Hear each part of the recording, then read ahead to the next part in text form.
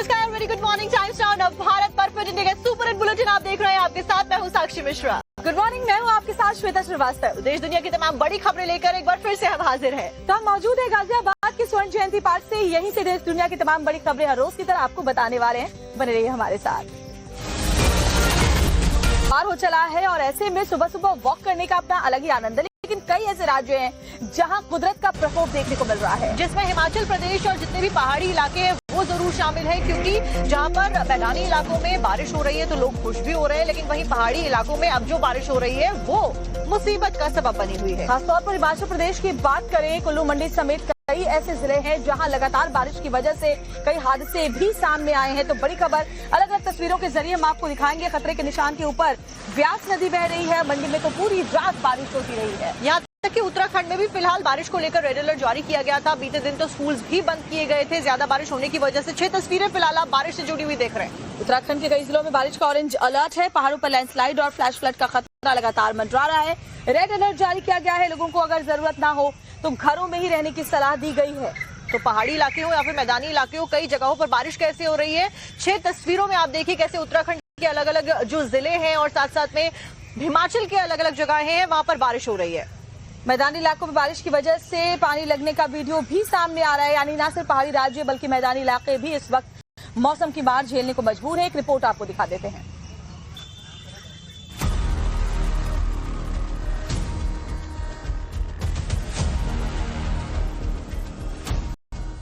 दो तस्वीरें, दो शहर, लेकिन कहानी एक जैसी। आपके स्क्रीन पर दिख रही दोनों तस्वीरें उत्तर प्रदेश की हैं। पहली तस्वीर भगवान राम की नगरी अयोध्या की है, जबकि दूसरी तस्वीर धर्म की नगरी काशी की है। दोनों जगह जमकर बारिश हुई, जिसकी वजह से जगह जगह पानी जमा हो गया और इसको लेकर सियासत तेज हो गई। दरअसल इन दोनों तस्वीरों को समाजवादी पार्टी के अध्यक्ष अखिलेश यादव ने पोस्ट किया है और बीजेपी सरकार पर हमले किए। लेकिन सियासत से अलग हम बात कर रहे हैं बारिश की, तो अब पूरे देश में मानसून का असर दिखने लगा है। इन तस्वीरों को देखिए, ये मध्य प्रदेश के छतरपुर की है, जहां लगातार तेज बारिश हो रही है और इसकी वजह से नदियां उफान पर हैं। प्रदेश के कई इलाकों में आज भी तेज बारिश का अलर्ट जारी किया गया है। झारखंड में भी भारी बारिश का दौर जारी है। मौसम विभाग के मुताबिक आज पलामू, लातेहार, चतरा, हजारीबाग, रामगढ़ और रांची में भारी बारिश का ऑरेंज अलर्ट जारी किया गया है। तो वहीं गढ़वा, कोडरमा, गिरिडीह, बोकारो और धनबाद के लिए येलो अलर्ट जारी किया गया है। इसके अलावा बिहार में भी आज और कल बारिश का अलर्ट जारी किया गया है। मौसम विभाग के मुताबिक इन 2 दिनों में बक्सर, कैमूर, आरा, रोहतास, अरवल, औरंगाबाद, पटना, नालंदा, गया, जहानाबाद, बेगूसराय, शेखुपुरा और नवादा में बारिश के साथ साथ तेज हवाएं भी चलेंगी। हिमाचल प्रदेश और पंजाब के कई जिलों में भी भारी बारिश और लैंडस्लाइड की आशंका जताई गई है। अब रुक करते हैं मध्य प्रदेश के छतरपुर में, जहां पर जटाशंकर जो धाम है वहां पर बारिश के बाद में एक अनोखा दृश्य देखने को मिला और इतना दिलकश नजारा, मनमोहक नजारा कि आप भी देखेंगे तो दंग रह जाएंगे। ऐसा लग रहा था मानो खुद इंद्रदेव महादेव का जलाभिषेक कर रहे हो। यह है बुंदेलखंड का केदारनाथ, मतलब मध्य प्रदेश के छतरपुर का जटाशंकर धाम, जहां प्राकृतिक सुंदरता अपने चरम पर पहुंच गई है। झमाझम बारिश से पहाड़ियों से बहता पानी सीधे भोलेनाथ की प्रतिमा से होकर गुजर रहा है, जिससे एक अद्भुत और मनमोहक दृश्य बन गया है।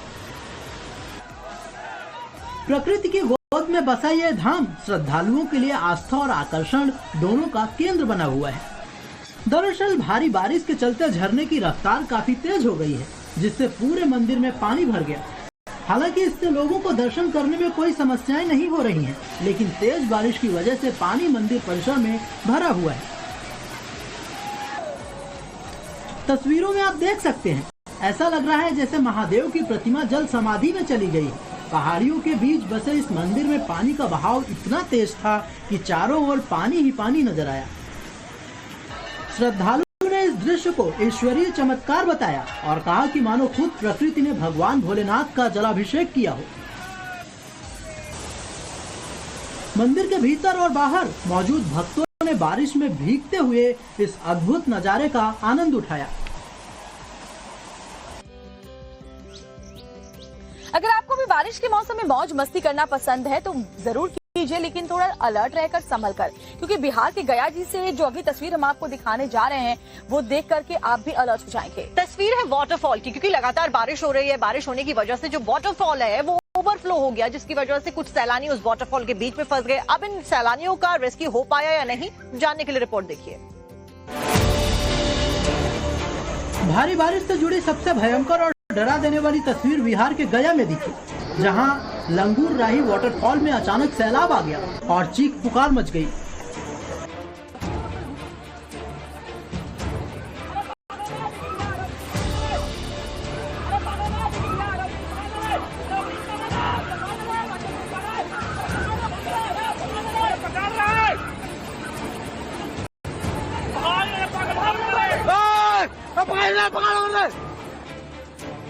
दरअसल वहां अचानक पानी की धार बहुत तेज हो गई। अचानक आए सैलाब ने सैलानियों को अपनी चपेट में ले लिया। कई सैलानी जान बचाकर भागे तो कई पानी की धार में फंस गए। सैलानियों की चीख पुकार मच गई। तेज धार की चपेट में आने से 6 लड़कियां बहने लगी, जिसके बाद इस पिकनिक स्पॉट पर अफरा तफरी मच गई। फिर वाटरफॉल में जान बचाने की जद्दोजहद शुरू हो गई। इसे भी देखिए जरा। देखिए कैसे उस शख्स ने एक साथ 4 लड़की को बचाया, जबकि एक लड़की किसी तरह पत्थर के सहारे खुद को बचाई।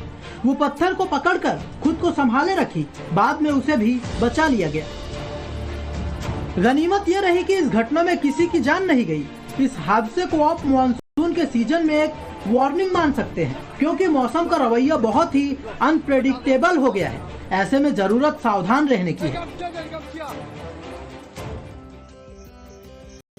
श्वेता, अगर हम राजधानी दिल्ली की सबसे बड़ी दिक्कत की बात करेंगे तो सबसे पहले लोग यही कहेंगे कि पोल्यूशन सबसे बड़ी दिक्कत है, लेकिन अब उसी से निजात मिलने जा रहा है, क्योंकि देखिए अलग अलग स्टेप्स लगातार उठाए जा रहे हैं और अब एक नया जो रूल है वो लागू होने जा रहे हैं। यानी एक्सपायरी डेट के जो भी गाड़ियां हैं वो अब दिल्ली की सड़कों पर नहीं दौड़ पाएंगी, क्योंकि उन सभी गाड़ियों को आज से फ्यूल नहीं मिलेगा। अलग अलग तरीके से चेकिंग की जाएगी, जिससे जो गाड़ियां हैं जो एक्सपायर हो गई हैं उनको आज से राजधानी दिल्ली में कहीं पे भी फ्यूल नहीं मिलेगा। इसके लिए पेट्रोल पंप पर ANPR कैमरा भी लगाए जाएंगे, जिससे ये चेक किया जाएगा कि कहीं कोई गाड़ी एक्सपायरी डेट वाली तो नहीं है, ताकि उसे फ्यूल ना मिले। और जो फ्यूल नहीं मिलेगा तो फिर वो राजधानी की सड़कों पर फर्राटा नहीं भर पाएंगी। एक्सपायर हो चुके वाहनों को पुलिस सीज करेगी। आपकी गाड़ी की डेट अगर एक्सपायर हो चुकी है तो एक खबर आपके लिए बेहद जरूरी है, क्योंकि अब सिर्फ ऐसे वाहन मालिकों पर फाइन नहीं लगेगा, बल्कि उनके ऊपर और भी ज्यादा कार्रवाई होती हुई नजर आएगी। ज्यादा जानकारी रिपोर्ट में देते हैं। क्या आपके वाहन की डेट एक्सपायर हो चुकी है? आप 15 साल पुरानी पेट्रोल इंजन वाली गाड़ी चलाते हैं? कहीं आपकी गाड़ी भी 2015 की डीजल इंजन तो नहीं? अगर ऐसा है तो फिर सावधान, दिल्ली में अब आपको तगड़ा जुर्माना भरना पड़ेगा। दरअसल आज से दिल्ली में पेट्रोल पंप पर उन तमाम गाड़ियों पर नजर रखी जाएगी जो EOL यानी एंड ऑफ लाइफ है।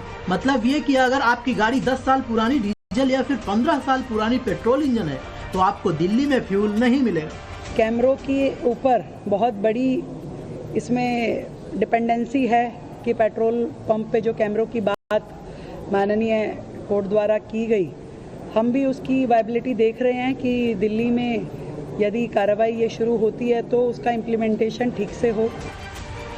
सरकार बदलने के साथ ही दिल्ली में प्रदूषण पर लगाम लगाने की कवायद तेज हो गई है और आज से नया नियम लागू हो चुका है। उसके मुताबिक 4 व्हीलर वाहनों पर 10,000 रुपए का जुर्माना लगेगा, वहीं 2 व्हीलर वाहनों पर 5,000 रुपए का जुर्माना लगेगा। इसके अलावा पुरानी गाड़ियां जब्त भी कर ली जाएंगी। गाड़ी को सड़कों पे लाना ही अपने आप में एक ऑफेंस है।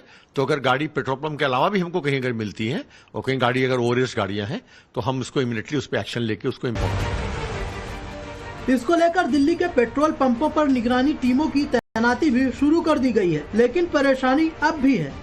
चैलेंज ये है कि दिल्ली से बाहर निकल के ही दिल्ली का प्रदूषण कम किया जा सकता है। दिल्ली में तो आप सारे कानून लागू कर लेंगे, लेकिन आप क्या ये यूपी और हरियाणा में कर पाएंगे? यकीनन ये बड़ी चुनौती है। वहीं 15 साल पुरानी CNG गाड़ियों को फिलहाल इन पाबंदियों से बाहर रखा गया है।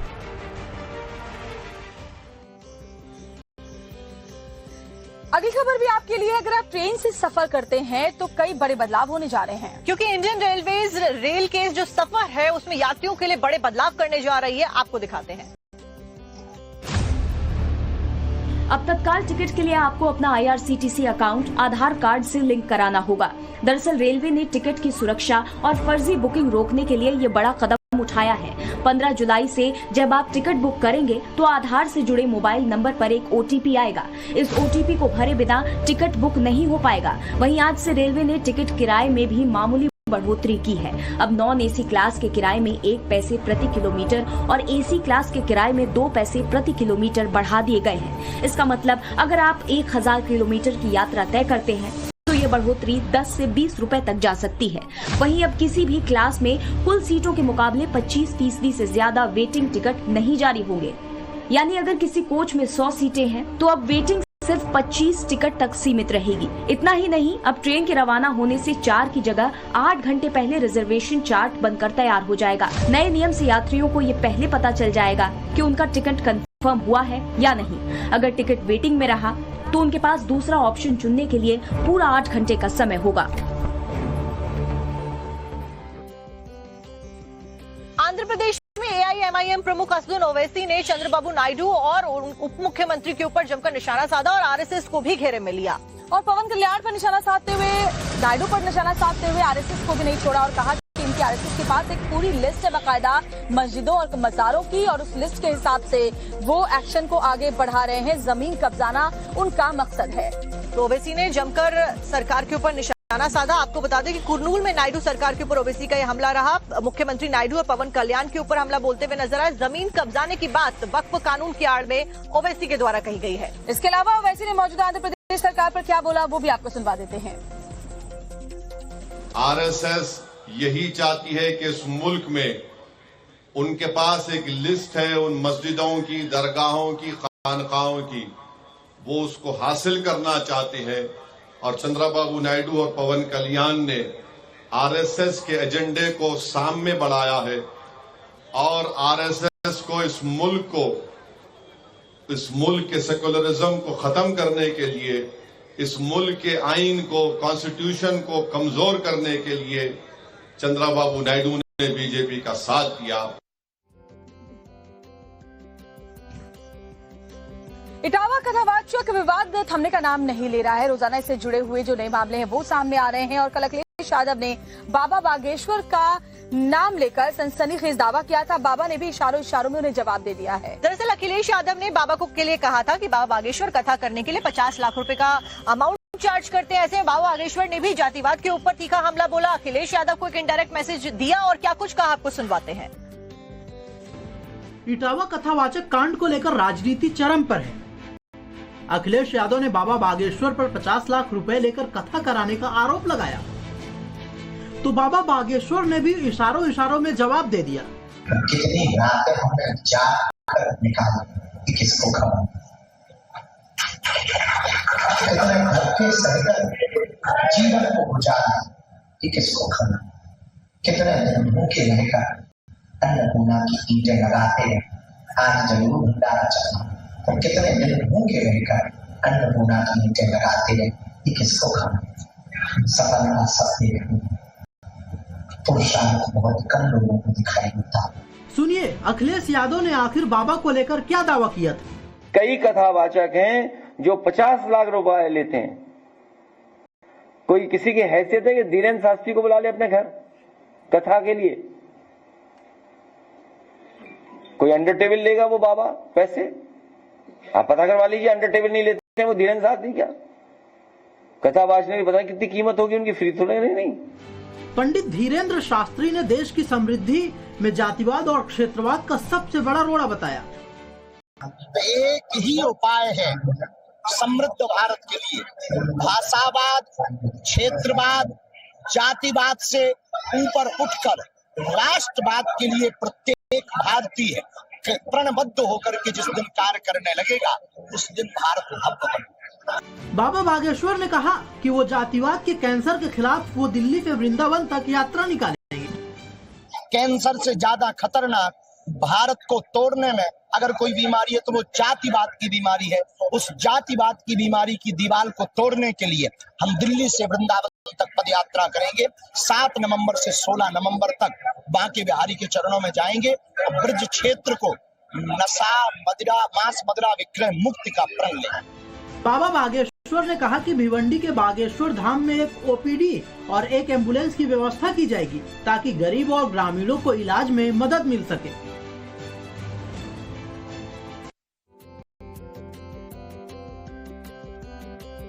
अब विदेश यात्रा पर जाने को लेकर बाबा बागेश्वर के ऊपर जमकर निशाना साधा गया था कुछ लोगों के द्वारा। अखिलेश यादव ने भी 50 लाख रुपए कथा के लिए लेने के आरोप लगाए थे। इस पर बाबा का रिएक्शन क्या सामने आया है वो भी सुन लेते हैं। विदेश यात्रा जाना जरूरी है, नहीं जाएंगे तो दक्षिणा नहीं मिलेगी तो अन्नपूर्णा नहीं चलेगी। मजबूरी है, मतलब नहीं करता कि हम जाए, खर्चा लगे हॉस्पिटल बनाने तो वो भी हमारी मजबूरी है। इसी के साथ में फिट इंडिया के सुपर हिट बुलेटिन में खबरों का सिलसिला जारी है। लौटेंगे तो आपको दिखाएंगे कहाँ इनका निर्माण चल रहा था जिसकी वजह से मकान के नीचे पहले ही बिल्डिंग के नीचे दरारें आ गई थी और सबने उसको इग्नोर किया। आपको डिटेल्स दिखाते हैं। देखते ही देखते 5 मंजिला इमारत ढेर हो गई और आसपास मौजूद लोग देखते रह गए। तस्वीरों को देखकर ऐसा लग रहा है जैसे पूरी इमारत हवा में ही कहीं गायब हो गई। ये पूरी घटना 3 से 4 सेकंड के अंदर हुई। पहाड़ों पर लगातार हो रही बारिश और उसके बाद बिगड़ते हालात की ये सबसे भयानक तस्वीर है। स्थानीय लोग कुदरत को नहीं, आसपास हो रहे अंधाधुंध निर्माण को इसके लिए जिम्मेदार बता रहे हैं। लोगों का आरोप है कि पास में ही चल रहे 4 लेन सड़क के निर्माण की वजह से इस तरह की घटनाएं बढ़ गई हैं। ये जितना भी है, ये देखिए आप बिल्डिंग का नज़ारा जो बिल्कुल ध्वस्त हो चुकी है। और 4 लाइन वालों को हमने पहले भी कहा है कि भाई इसको जो है देखा जाए। जहाँ ये बिल्डिंग गिरी है वहाँ से कम 500 मीटर इन्होंने खड़ी जो है वो की हुई है, कटिंग की हुई है। खंबा वगैरह इतना डाउन हो चुका हुआ है।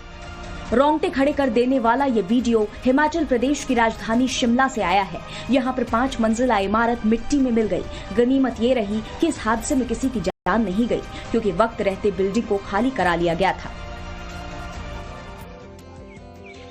मानसून की पहली बारिश ने चंडीगढ़ में कोहराम मचा दिया। सेक्टर 48 में रोड धंस गई और बाइक सवार की जान पर बनाई। आगे क्या हुआ देखिए रिपोर्ट में। मानसून की पहली बारिश ने ऐसा कहर बरपाया कि सड़कें ही जवाब दे गईं। सेक्टर 48 में सुबह सुबह तेज बारिश के बीच सड़क अचानक धंस गई। बीच रास्ते में गहरा गड्ढा बन गया और उसमें जा गिरा एक बाइक सवार। गनीमत रही कि वहां मौजूद लोगों ने फौरन हरकत में आकर बाइक सवार की जान बचाई। उसे गड्ढे से बाहर निकाला गया लेकिन बाइक उस गहरे गड्ढे में समा चुकी थी। फिर बुलाई गई फायर ब्रिगेड। उनकी टीम ने बड़ी मशक्कत के बाद बाइक को बाहर निकाला। लेकिन सवाल यह है कि आखिर सड़क अचानक कैसे धंस गई। चंडीगढ़ में 11 दिन पहले आया मानसून अपने साथ कितनी परेशानियां लाया है। नव भारत संवाददाता मनोज कुमार जब ऑन द स्पॉट पहुंचे तो क्या दिखा, इसे देख लीजिए।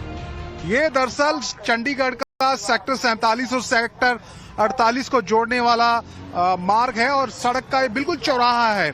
बीचों बीच है ये सड़क का बिल्कुल। और आप देखिए कि कितना गहरा गड्ढा यहाँ पर हुआ है। तकरीबन 10 फीट गहरा गड्ढा है और इसके आसपास की जो जगह है वो भी खोखली है। यानी कि अगर तेज और बारिश हुई तो ये और भी ज्यादा गहरा गड्ढा हो सकता है। इसके देखिए सामने देखिए आप, अभी भी जो टुकड़े हैं सड़क के वो टूट कर नीचे गिरते हुए यहाँ पर नजर आ रहे हैं। तो यहाँ पर खड़ा होना भी बिल्कुल सुरक्षित नहीं है। अभी तो मानसून की शुरुआत ही हुई है लेकिन शहर की सड़कें पहले ही टूटने लगी हैं। लोग परेशान हैं और सवाल उठ रहे हैं कि क्या शहर मानसून के लिए तैयार भी है। न सिर्फ पहाड़ी राज्य बल्कि मैदानी इलाकों में भी मूसलाधार बारिश का दौर जारी है। हरियाणा के यमुनानगर में एक शुगर मिल में पानी घुस गया जिसकी वजह से करोड़ों रुपए की चीनी खराब हो गई। अब शुगर मिल में आखिरकार पानी कैसे घुसा और आखिरकार मिल प्रबंधन ने इस पानी घुसने को लेकर किसको जिम्मेदार ठहराया, रिपोर्ट में आपको जानकारी देते हैं। हरियाणा के यमुनानगर में बारिश के कारण नाले ओवरफ्लो हो गए हैं जिसके बाद पानी सरस्वती शुगर मिल में घुस गई। गोदाम में रखी 2,20,000 क्विंटल चीनी में से 80,000 क्विंटल से अधिक चीनी खराब हो गई। पानी के कारण गोदाम की मशीनरी भी खराब हो गई। चीनी मिल को करोड़ों रुपए का नुकसान हुआ। मिल के चीफ एग्जीक्यूटिव ऑफिसर के मुताबिक चीनी गोदामों के निकट से एक नाला गुजरता है। तेज बारिश के कारण नाला ओवरफ्लो हो गया और नाले पर चल रहे निर्माण की वजह से पानी नहीं निकल पाया और मिल में कई फीट तक पानी भर गया। जेसीबी की मदद से मलबा और पानी हटाने की कोशिश जारी है लेकिन गोदाम में जमा कई फीट पानी को निकालना चुनौती बना हुआ है। अधिकारियों ने मानसून से पहले नालों की सफाई और बाढ़ की रोकथाम के बड़े बड़े वादे किए थे, लेकिन यह घटना उनके दावों को खोखला साबित कर रही है। सवाल उठता है कि 97 करोड़ रुपए के इस भारी नुकसान की जिम्मेदारी आखिर कौन उठाएगा।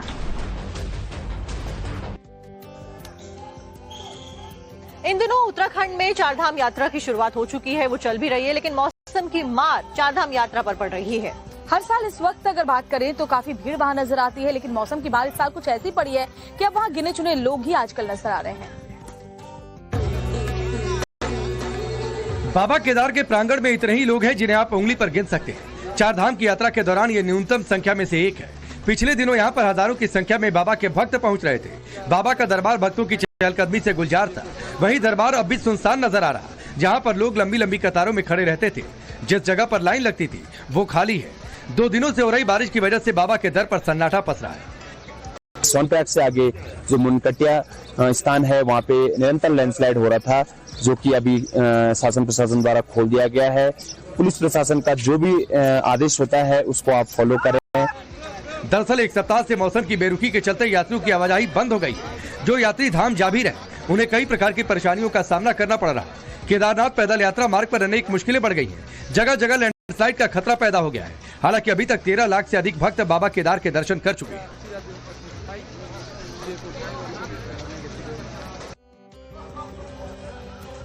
अब खबर उत्तर प्रदेश के मुजफ्फरनगर से, जहां एक साइकिल स्टोर में आग लग गई और आग इतनी तेजी के साथ फैली कि देखकर आप भी हैरान रह जाएंगे। पूरी बिल्डिंग को देखते ही देखते आग ने अपनी चपेट में ले लिया। आखिरकार नुकसान कितना हुआ और कैसे ये आग लगी, रिपोर्ट में दिखाते हैं। आसमान से पानी बरस रहा था, लेकिन मुजफ्फरनगर की साइकिल स्टोर के अंदर आग धधक रही थी और जैसे ही दुकान के मालिकों ने शटर ऊपर उठाना शुरू किया, आग तेजी से धधकने लगी। आग इतनी भयावह थी कि उसकी लपटें बंद शटर के पीछे से बाहर आ रही थी। रहने दे, हवा लगेगी और रहने दे। शटर उठाने के साथ ही लोगों को अंदाजा हो गया था कि आग कितनी भीषण है और देखते ही देखते आग की लपटें आधे खुले शटर के ऊपर से निकलने लगी और ऊपर की मंजिलों तक फैलने लगी। कुछ ही पल के भीतर इस बिल्डिंग की पहली और दूसरी मंजिल भी आग की चपेट में आ गई। भैया 4-5 चट्टी भेज दो फटाफट, जल्दी से, तेजी से, जल्दी 4 तक जल्दी भेजो भैया, जल्दी से, तो बिल्कुल आग हो गई यहाँ बहुत तेज। लेकिन फायर ब्रिगेड फिर भी समय पर नहीं पहुंच पाई और नतीजा ये हुआ कि पूरी इमारत ही आग का शोला बन गई। आग की वजह से पूरे इलाके में दहशत फैल गई और आसपास के लोगों ने भी डर की वजह से अपना घर खाली कर दिया। श्वेता, अपने आप को फिट रखना बहुत ज्यादा जरूरी होता है और उसमें योग और जुम्बा सबसे पहले आ जाता है। और जुम्बा की धुन सुनकर वो तो चाहे बच्चे हो या फिर वो बड़े हो, सभी थिरकने लग जाते हैं। तो अलग अलग स्टाइल से लोग अपने आप, उनके पन्नों के ऊपर से भी जो मिट्टी थी वो हटने लगी है। आप कहिए जो रहस्य थे वो खुलकर अब सामने आने लगे हैं।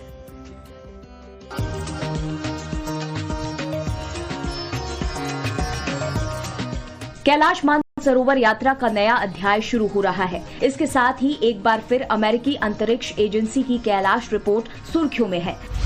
साल 2003 और 2005 में नासा ने कैलाश पर्वत और उससे लगे मानसरोवर और राक्षस ताल की सैटेलाइट इमेज ली, उसका साइंटिफिक डेटा जुटाया। नासा की रिसर्च में यह चौंकाने वाली बात सामने आई कि कैलाश पर्वत पर असामान्य रूप से शक्तिशाली विद्युत चुंबकीय तरंगों की तगड़ी मौजूदगी है। वहां रडार मैपिंग में संकेत मिला है कि कैलाश पर्वत की सतह के नीचे सुरंगों के साथ साथ खोखले क्षेत्र भी मौजूद हो सकते हैं। नासा की इस रिसर्च को वैज्ञानिकों ने अपनी नजर से देखा और श्रद्धालुओं ने आस्था की नजर से। नासा की रिपोर्ट पर चर्चा ने जोर पकड़ा कि कैलाश पर्वत के अंदर वो जादुई नगरी शंबाला हो सकती है जिसकी चर्चा हिंदू और बौद्ध धर्म ग्रंथों में है। जिस तरह आपने हैरी पॉटर सीरीज की फिल्मों में जादू लोक को देखा जो बाकी दुनिया की नजरों से अदृश्य रहता है, शंबाला को वैसा ही अदृश्य नगर बताया गया है जहां बौद्ध धर्म के बड़े बड़े लामा और सनातन के ऋषि महर्षि अपनी साधना में लीन हैं। शंबाला के बारे में धार्मिक मान्यता है कि वो समय और उम्र से परे है, यानी एक तरह से अजर अमर है। यात्रा में इसे खूब कहा सुना गया है। और सुबह सुबह ऐसी तस्वीरें हम आपको इसलिए दिखाते हैं ताकि आप भी थोड़े से इंस्पायर हों और अपनी फिटनेस का बहुत ज्यादा ध्यान रखें। यहाँ पर रुकना होगा एक छोटे से ब्रेक के लिए, लेकिन ब्रेक के उस पार आपको दिखाएंगे 2 मिनट के अंदर झटपट अंदाज में तमाम देश दुनिया की खबरें।